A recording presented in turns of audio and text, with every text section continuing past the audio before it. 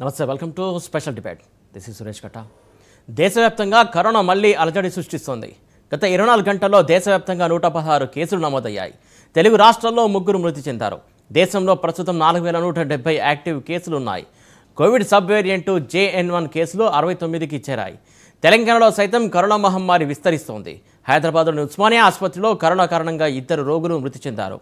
ఊపిరితిత్తుల సంబంధిత వ్యాధితో బాధపడుతూ ఉస్మానియా ఆసుపత్రిలోని ఎమర్జెన్సీలో చేరినటువంటి వ్యక్తి చికిత్స పొందుతూ చనిపోయాడు. మరో వ్యక్తి కూడా తీవ్ర అనారోగ్యానికి గురై ఆసుపత్రిలో చేరాడు. అతను కూడా చికిత్స పొందుతూ ప్రాణాలు కోల్పోయాడు. ఆ 2 రోగులకు కరోనా పరీక్షలు నిర్వహించగా పాజిటివ్ అని తేలింది. ప్రస్తుతం తెలంగాణలో 55, ఏపీలో 29 యాక్టివ్ కేసులు ఉన్నట్టు సమాచారం. ఏపీలోనూ కరోనాతో ఒకరు మృతి చెందారు. విశాఖ జీజీహెచ్లో ఓ మహిళ కరోనాతో చనిపోయారు. కరోనా కేసులు పెరుగుతున్న తరుణంలో దేశవ్యాప్తంగా నైట్ కర్ఫ్యూ విధించే ఛాన్స్ ఉన్నాయనే వార్తలు కూడా వినిపిస్తున్నాయి. అంతేకాకుండా ఉస్మానియా ఆసుపత్రిలో 2 పీజీ డాక్టర్లు కూడా కరోనా బారిన పడినట్టు తెలుస్తుంది. ఇక దీనికి సంబంధించి మనతో పాటు జోన్ ద్వారా ప్రముఖ వైద్యులు సిద్ధంగా జాయిన్ అవ్వడానికి వాటిని అడిగి మరిన్ని విషయాలు తెలుసుకుందాం. రైట్, ఫస్ట్ డాక్టర్ తాటికాయల జయరాం గారు, ప్రముఖ వైద్యులు. నమస్కారం అండి జయరాం గారు. అలాగే మరొక వైద్యురాలు డాక్టర్ సహజరెడ్డి గారు. నమస్తే అండి సహజరెడ్డి గారు. జయరాం గారు, ఇప్పుడు ఉన్నటువంటి JN1 వేరియంట్కి సంబంధించి ఎలాంటి లక్షణాలు ఉంటాయి, ఏంటి అసలు? అంటే ఇప్పుడు ప్రస్తుతానికైతే దానికి సంబంధించిన స్టడీస్ కానీ దానికి సంబంధించిన పూర్తి ఇన్ఫర్మేషన్ కానీ మనకి ఎక్కడ లేదు. సో డాక్యుమెంట్ అథెంటికేషన్గా ఎవిడెంట్గా ఇలానే ఉంటుంది, ఈ విధంగా ఉంటుందని లేదు. అంటే రెగ్యులర్గా వచ్చిన కరోనా లక్షణాలను దృష్టిలో పెట్టుకొని మాట్లాడాలి.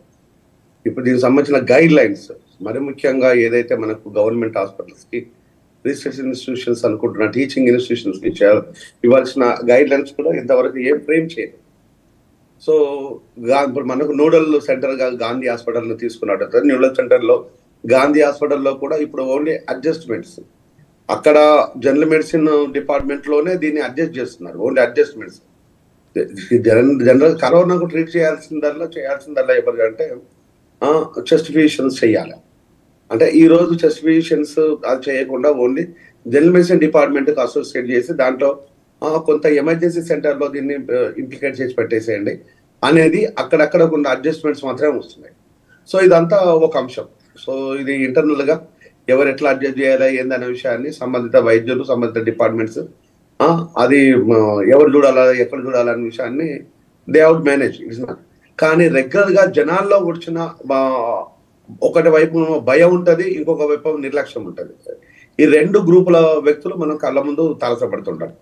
భయంతో బ్రతికే వాళ్ళేమో బయటికి పోతే ఏమవుతుందా ఏంటిదా అని చెప్పేసి టెన్షన్తోనే ఇంట్లోనే ఉండి ఏ పని చేయలేకుండా ఓ రకమైన భయాన్ని అనుభవిస్తుంటారు. దానిలో కోమార్బిడిటీస్ ప్రీవియస్లీ కోమార్బిడిటీస్ ఉన్న వాళ్ళు ఉండొచ్చు, ప్రీవియస్లీ కరోనాతో ఎఫెక్ట్ అయిన వాళ్ళు ఉండొచ్చు, లేకపోతే ఏజ్ ఫ్యాక్టర్లో ఉండే వాళ్ళు ఉండవచ్చు. అనేక రకాలుగా ఉండే భయాందోళనతో గురయ్యే వాళ్ళు కొంతమంది ఉంటారు. ఇంకోటేమో నిర్లక్ష్యంతోనే కనీసం మాస్క్ పెట్టుకోవడానికి కూడా ఇబ్బందిగా ఫీల్ అయ్యి మాస్క్ పెట్టుకోవడం ఒక నెగ్లిజెన్స్ తోని ఈ ఫ్లూ ఉన్నా, ఈరోజు కాఫ్ ఉన్నా, కోల్డ్ ఉన్నా, కామన్ గా ఎలాంటి లక్షణాలు ఉన్నా కూడా జనాల బట్టి తిరగడం, పబ్లిక్ ట్రాన్స్పోర్ట్ లో తిరగడం, ఈ విధంగా చేయడం అనేది అంట. ఈ 2 రకాల జనాలతోని ఎప్పుడు కన్ఫ్యూజన్ లో ఉంటుంది సొసైటీ. కానీ జయరాం గారు, ఇది JN1